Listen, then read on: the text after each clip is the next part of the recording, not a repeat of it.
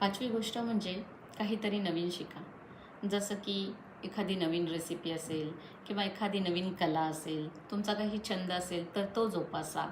शिवणकाम, मेहंदी, रांगोळी, जी तुमची आवड असेल ते तुम्ही शिकू शकता.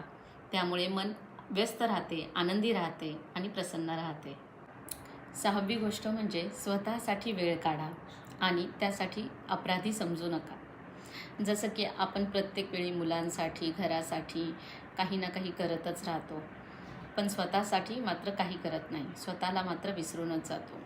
त्यामुळे स्वतःसाठी मी टाईम म्हणजे स्वतःसाठी वेळ काढा, की त्या वेळामध्ये तुम्ही घरातील कोणतीही कामे करणार नाहीत किंवा इतरांची जी कामे आहेत त्याला प्रायोरिटी न देता आधी तुमची कामं कराल. फॉर एक्झाम्पल तुमच्या स्वतःसाठी वेळ द्याल. जसं की काही तुमचे छंद असतील ते जोपासाल त्या वेळेत किंवा वाचन कराल, एखादी सीरियल बघाल, एखादा यूट्यूबचा व्हिडिओ